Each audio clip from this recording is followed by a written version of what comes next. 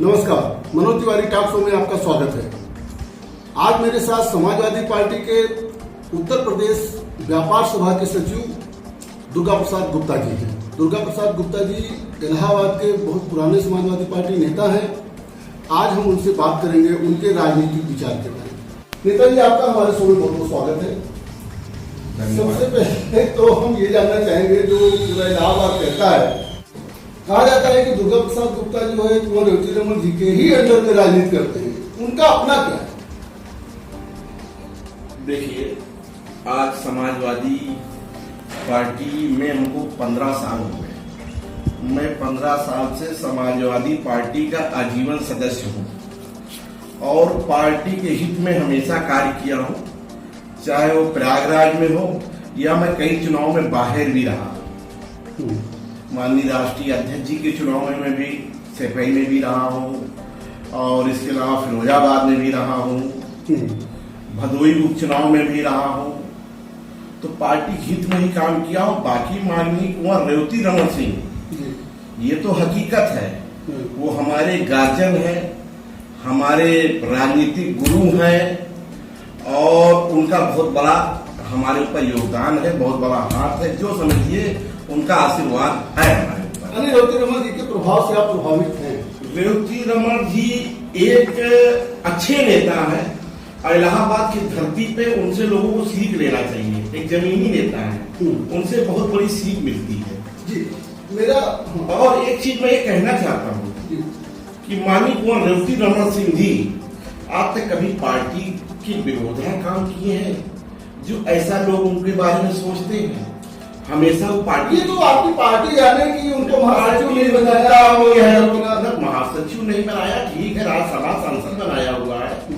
हाँ, और उनके बेटे भी जो है राष्ट्रीय कार्यकारिणी में है, रेड्डी उज्जवल रमन सिंह जी। और मैंने तो अपने आंखों से देखा, माननीय राष्ट्रीय अध्यक्ष जी उनका इतना सम्मान करते हैं। बाकी राजनीति में अफवाहें उड़ती रहती हैं, कहाँ तक अफवाहों का ध्यान देंगे। मेरा दूसरा सवाल आपसे संबंधित है। दुर्गा प्रसाद गुप्ता जी सपा के बहुत पुराने नेता हैं और अभी 2 बार से मेयर का जो है चुनाव लड़ने की तैयारी की है। एक बार महिला सीट हो गई, अभी पिछले मेयर का आपको टिकट नहीं दिया समाजवादी पार्टी ने। समाजवादी पार्टी दुर्गा प्रसाद जी का खाली प्रयोग करती है, उनको जो मौका नहीं देना चाहती है क्या? देखिए, जो व्यक्ति राजनीति करता है और राजनीति में है, अगर वो सक्षम है हर तरह से, तो उसकी लालसा तो रहती है कि हम चुनाव लड़े, बिल्कुल, और एक पद पाए, लोगों की सेवा करें, जनहित में कार्य करें। लेकिन ऐसा नहीं कि हर आदमी को टिकट ही मिल जाता है। और ठीक है, राजनीति है, बने रहिए, आज नहीं तो कल, कल नहीं तो परसों नंबर आएगा। इसी नंबर पर ही मेरा अगला नंबर है कि दुर्गा प्रसाद गुप्ता सर दक्षिणी से विधानसभा का चुनाव लड़ेंगे। जी बिल्कुल विचार है और दावेदारी भी बहुत ही अच्छे ढंग से करेंगे। अब माननीय राष्ट्रीय अध्यक्ष जी, जब हमारा इस बार मेयर का टिकट लगभग फाइनल के रूप में था और इसके बावजूद कुछ कारणों से हमारा टिकट एंड वक्त पे कट गया, तो माननीय राष्ट्रीय अध्यक्ष जी ने भी हमसे कहा था कि आपके साथ जो है आपको कहीं न कहीं जो है एडजस्ट किया जाएगा। उनका इशारा यही था कि सर दक्षिणी से आपको टिकट, आपके सारा साथ दक्षिणी में तो दक्षिणी के लिए उन्होंने नहीं बोला था, लेकिन बोला ये जरूर था कि आप इससे पहले विधानसभा में मांग रहे थे, आपको नहीं मिला, आज मेयर मांग रहे थे, नहीं मिला, लेकिन आगे आपको ध्यान दिया जाएगा। अब ठीक है, देखा जाता है, राजनीति है। सर दक्षिणी से दुर्गा प्रसाद गुप्ता की दावेदारी है और जबकि पूर्व विधायक परवेज टंकी जी हैं, उनकी भी दावेदारी है। देखिए, परवेज टंकी जी हैं, अगले बार भी परवेज टंकी जी भी टिकट मांग रहे थे, मैं भी मांग रहा था। हमारे राष्ट्रीय नेतृत्व ने परवेज टंकी जी को टिकट दिया, उनके साथ पूरे तन मन धन से थे, कोई हम उसमें विरोध में नहीं थे। चाहे आप परवेज जी से बात कर सकते हैं। बिल्कुल। आप उत्तर प्रदेश समाजवादी व्यापार सभा के सचिव जी, मैं ये जानना चाहता हूँ कि आज की तारीख में व्यापारियों की मुख्य समस्या क्या है? देखिए, व्यापारी तो इस समय इस गवर्नमेंट से सबसे ज्यादा परेशान है, इसमें कोई दो राय नहीं है। जैसे कि इन्होंने नोटबंदी किया नोटबंदी चली जो किया, उनका मन था कि जारी नोट बंद हो जाएगा, ये हो जाएगा, लेकिन उसके नियम दूसरे भी ला सकते थे। 3 महीना 4 महीने के समय देके नोटबंदी बंद किया जा सकता था, या वही 1000 के नोट, वही 500 नोट दोबारा निकाल लेते ताकि वो एटीएम में फिट हो जाता, कम से कम एटीएम ना फ्लॉप होता। नहीं, नोटबंदी से व्यापार बहुत फर्क हुआ। नोटबंदी में ये हाल हो गया कि जो व्यापारी, भाई आज भी कैश व्यापारी जो है, हर चीज ऑनलाइन नहीं है। आप बैंक में जाइए तो देखिए तो आए दिन उसका सर्वर डाउन रहता है, कहीं ना कहीं कैश का ट्रांजेक्शन तो है ही है, चाहे व्यापार में हो चाहे जनरल हो, बिना कैश का काम चलना नहीं है। हाँ, अभी हिंदुस्तान इतना एडवांस नहीं हो गया कि हर चीज ऑनलाइन चल जाए। तो नोटबंदी एक बार ही कर देने से बहुत प्रॉब्लम हुई, व्यापार में प्रॉब्लम हुई, लोगों को सामान लेने पर सब प्रॉब्लम हुई। जिसके क्या शादी ब्याह पड़ा था वो कोई परचेजिंग नहीं कर पाया, पुरानी चीज चली है, लेकिन कष्ट तो वहीं से शुरू हुआ ना व्यापारियों का। इसके बाद जीएसटी ये ले आए, जीएसटी ये ले आए, उसके इतने उल्टे सीधे नियम ले आए, इतनी जल्दबाजी जीएसटी को लाने की नहीं थी। अरे पहले समझ लेते, ठीक है जीएसटी अच्छी चीज है, हम भी मान रहे हैं, लेकिन उसके जो नियम इतने इन्होंने कठिन ले आए। अरे अभी तक ना करते हुए हमारे ख्याल से 165 170 नियम बदल जा चुके हैं। रोज नियम बदल रहा है, रोज नियम बदल रहा है। तो कहीं ना कहीं व्यापारी का हरेसमेंट तो हो ही रहा है। एक कारण ये हुआ, ये सब कारणों से आज भी व्यापार, पहले तो ये हो गया था कि जिसके बाद 10% व्यापार रह गया था, चलिए अब थोड़ा थोड़ा व्यापार जो है पटरी पे आ रहा, लेकिन फिर भी 50% 60% से ज्यादा नहीं रह गया। व्यापार ये घाटा। इन्होंने बालू पे इतनी कड़ाई कर दी, बालू बिका, ऐसा नहीं कि बालू बंद हो गया। जो भ्रष्टाचार कहते थे मुक्त ला रहे हैं, उस बालू में भ्रष्टाचार युक्त हो गया, बढ़ गया। जो ट्रकें जो है कम 1000 रुपए खर्चे में चली आती थी, उसका 5000 खर्चा लगने लगा। तो गया किसके ऊपर? आम जनता के ऊपर गया भार।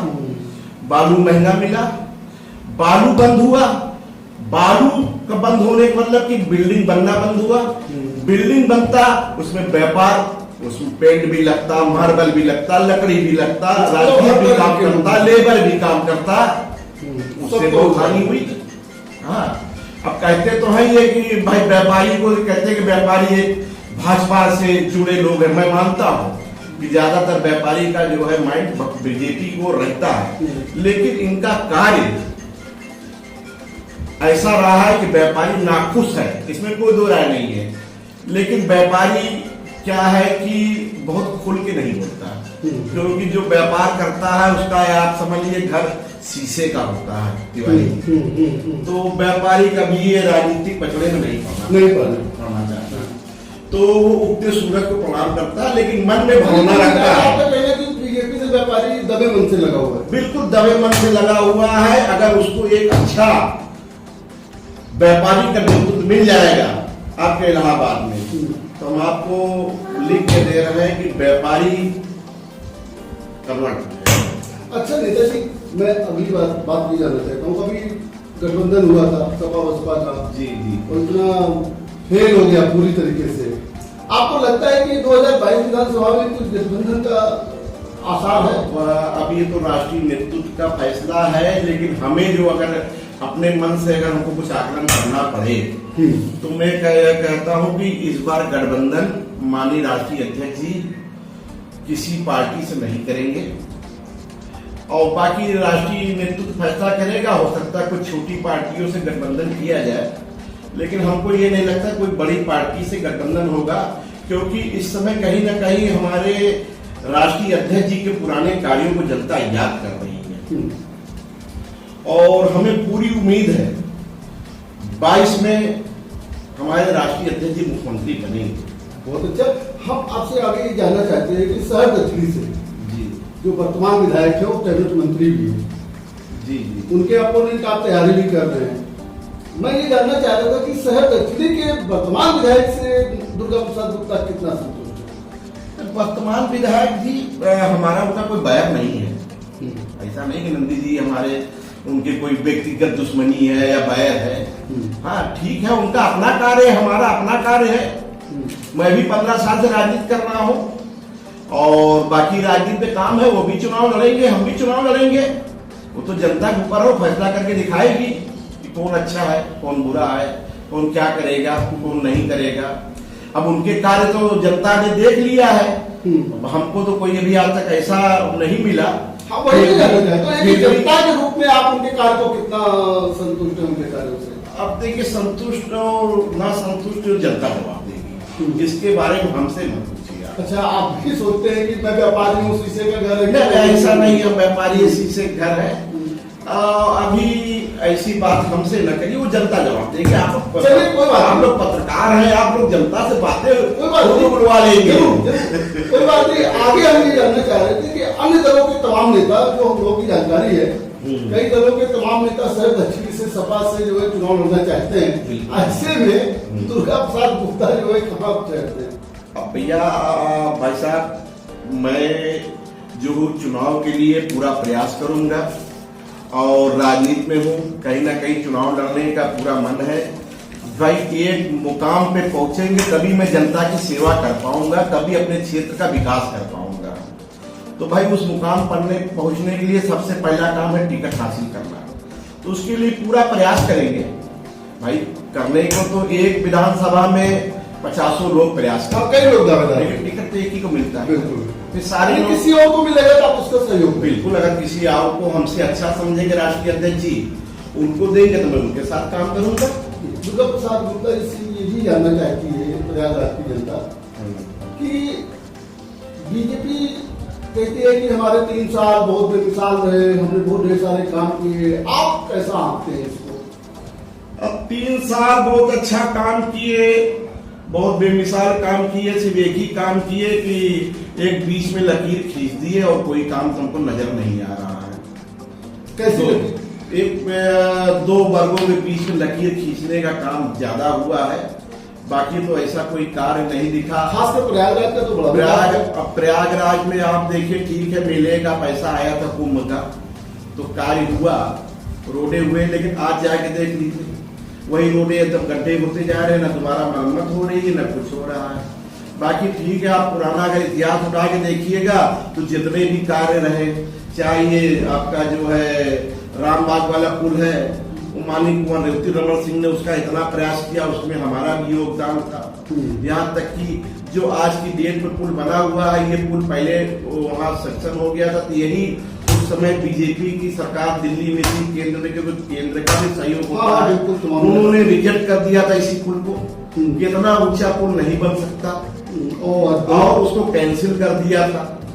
फिर हम लोग ने दूसरा प्रोजेक्ट ले आए कि चलिए ये पुल ना बने और एक नई रेलवे लाइन बिछाई जाए, ताकि जो ट्रेनें आए ऊपर निकल जाए, जो रामबाग तक है रामबाग से वापस चली जाए, तो ये नीचे का रास्ता बिल्कुल क्लियर हो जाएगा। तो जाके ये प्रोजेक्ट पास हुआ।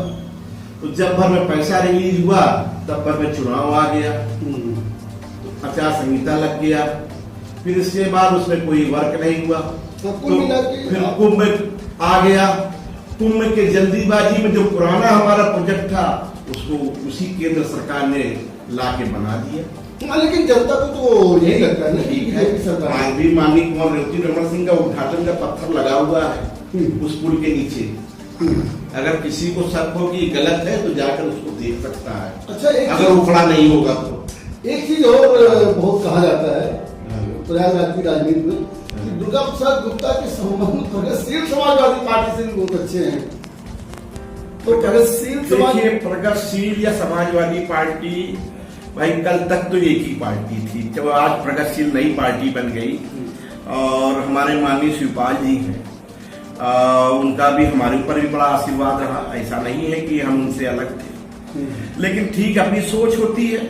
हमारे मित्र थे पूर्व मंत्री लल्लन राय जी, अब उनका ज्यादा लगाव था, जो भी उनकी सोच थी वो प्रगतिशील में चले गए। प्रगतिशील में चले गए, हमको बहुत जोर उन्होंने दिया कि आप आ जाइए, लेकिन हमारा जो है मेन कुंवर रेवती रमन सिंह से जुड़े हुए हैं। आज हम एक चीज हम कहना चाह रहा हूँ, मेरे मन में एक भावना है, मैं राजनीति कर रहा हूँ, हमको हमारे ऊपर कोई काम पड़ जाए तो हमसे बड़ा नेता हमको कौन मिलेगा कि जो हमारी तत्काल मदद करे? वो माननीय कुंवर साहब ही हैं तो उन्हीं की मदद से मैं 4 लोगों का काम करा लेता हूँ, मदद कर लेता तो हूँ। बिल्कुल उस लोगों की सहायता हाँ, मैं लखनऊ मदद के लिए कई बार दौड़ के जाऊंगा। बिल्कुल। हाँ, और राष्ट्रीय अध्यक्ष जी से कितनी बार मुलाकात हो पाएगी। बिल्कुल। हाँ, हर छोटे काम में तो मैं राष्ट्रीय अध्यक्ष जी से मदद नहीं ले पाऊंगा ना। उसके लिए तो हमें एक बड़ा नेता का आशीर्वाद ही चाहिए ना। और वहां रेवती रमन सिंह जी एक ऐसे नेता है कि अगर जनहित में कोई कार्य है तो आधी रात को तैयार है, कभी ना नहीं। और जनता में एक खौफ की बात भी कही जाती है किसी एक बड़े नेता की, ऐसा कोई है क्या? हम तो अपने आप को बड़ा गौरव करते हैं कि हमारे ऊपर कुंवर साहब का लोग जानते हैं कि आशीर्वाद है, तो हम इसके लिए हमें बहुत गौरव हुआ है। अच्छा, कोई ग्लानि नहीं है। कोई बात नहीं, तो बहुत प्रारंभ की बात हुई। नेताजी, आप मेयर का चुनाव की तैयारी कर रहे थे जी, और विधानसभा चुनाव के बाद मेयर का चुनाव जी। मेरे 2 सवाल हैं, विधानसभा से लेकर और मेयर के चुनाव से लेकर के। अगर दुर्गा प्रसाद गुप्ता कल्पना करें कि 2022 में शहर दक्षिण से विधायक होते हैं तो पहला काम क्या है? और पहला काम जो हमारे क्षेत्र में जो प्रॉब्लम है उसको मैं जरूर देखूंगा। और मैं बहुत वादा करना नहीं चाहता। देखिए, नेता बहुत वादा करता है फिर निभा नहीं पाता है। मैं वादा नहीं करना चाहता हूं, लेकिन एक बार जनता अगर हमको आजमाएगी तो हमको लगता है कि दोबारा हमको भूल नहीं पाएगी। यह मैं उम्मीद करता हूं। एक चीज और, एक सवाल और, अगर बाई चांस सपोज करिए 1 मिनट के लिए कोई ऐसी राजनीतिक परिस्थिति बनती है कि फिर आपके राष्ट्रीय अध्यक्ष कहते हैं कि दुर्गा प्रसाद जी विधानसभा छोड़ दीजिए, मेयर का आपको टिकट हम अभी दे दे रहे हैं। दुर्गा प्रसाद जी अगर मेयर बनते हैं तो आज नगर निगम में क्या बदलाव की आवश्यकता लोग कर सकते हैं? अब अगर ऐसा मौका आया, राष्ट्रीय अध्यक्ष जी ने ये कहा तो भाई स्वीकार तो करना ही पड़ेगा। हमारे राष्ट्रीय अध्यक्ष जी का जो आदेश है, अगर वो कहेंगे आपकी टिकट नहीं देना है, आप सिर्फ काम करिए तो काम करेंगे। हाँ ठीक है, अगर मेयर का टिकट देंगे। एक तो इतना इन्होंने हाउस टैक्स बढ़ा दिया, 70% कभी बढ़ा है जीवन में। हाँ, इतना ज्यादा हाउस टैक्स, पहले इस पे वर्क करूंगा। इस बार आपको पहली बार हमको नजर आ रहा है कि मच्छर वाली दवा शहर में नहीं छिड़की गई है। कहीं कहीं छिड़की गई है, लेकिन समझ लीजिए 10% मच्छर वाली दवा इस बार हर मोहल्ले में मच्छर भरे हुए हैं। और आपको ये भी ध्यान हो कि मेला आ गया, बरसात आ गई उसी दौरान, और नालों की सफाई तक नहीं हुई थी इस बार। उसी का खामियाजा था कि इतनी चौड़ी रोड होने के बावजूद हर जगह पानी जाम था बरसातों में। तो जो भी नगर निगम के अंतर्गत काम है, जो भी मेयर का काम है, उसको निष्ठापूर्वक मैं काम करूंगा। और बहुत वादों की झड़ी लगा दीजिए और उस पर खरा न उतरिए, वो अच्छी बात नहीं है। हमको जिताएगी जनता, जिस दिन हमको ये समझेगी, सम्मान मिलेगा तो हम उनको सम्मान देंगे। बिल्कुल। बताइए, आप हमारे कार्यक्रम में भाग लिए, इसके लिए आपको बहुत बहुत धन्यवाद सर। जैसा कि आपने देखा, शहर के जाने माने व्यापारी दुर्गा प्रसाद गुप्ता जी आज हमारे साथ में थे। उन्होंने कहा कि रेवती रमन सिंह जी का बृहस्पति उन पर है और उनसे वो सहायता लेते हैं और वो उनको अपना नेता मानते हैं। अगर जनता उनको मौका देती है तो जनता के लिए वो काम करेंगे, वायदों में भरोसा नहीं करते हैं।